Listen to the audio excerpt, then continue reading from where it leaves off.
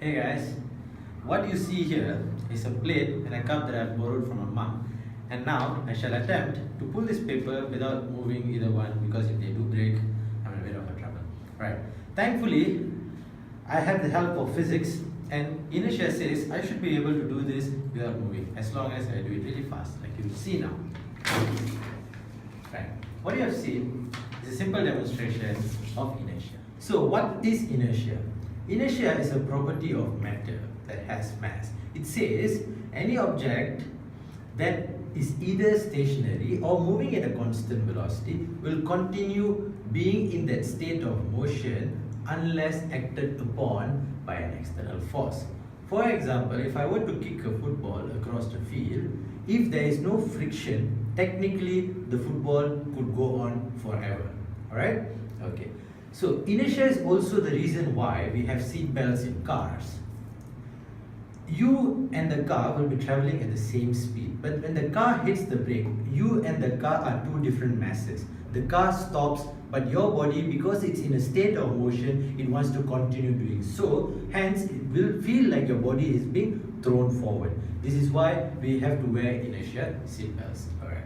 So inertia is only influenced by one factor, which is mass. As you can see, the greater the mass, the greater the inertia, which is why the effects of being thrown forward when a vehicle is braking is more obvious in a bus as opposed to a car, simply because the bus has a greater mass. Now we shall see a simple demonstration of inertia and how it's influenced by mass. What you see here is a heavy vehicle representing a greater mass, and here a small one representing small mass.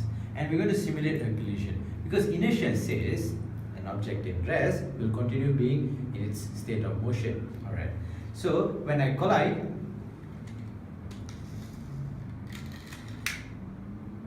that hardly moved simply because it has great mass, hence the inertia is very big. So it was already at rest. Because it has a great inertia, it wants to be at that same state, hence it hardly moved. Now, if I repeated the same experiment using a much smaller mass,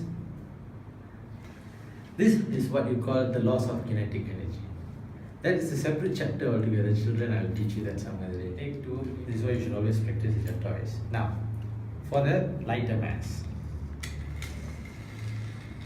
Alright.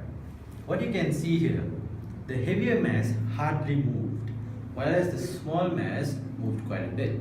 Right? And we know from the laws of inertia says the greater the mass, the greater the inertia. Both these cars were stationary, and the laws of physics say that they want to remain in that state. They don't want to move. So the greater mass had greater inertia, hence it was able to maintain that state much better than the smaller one. So this is how inertia works. Simple.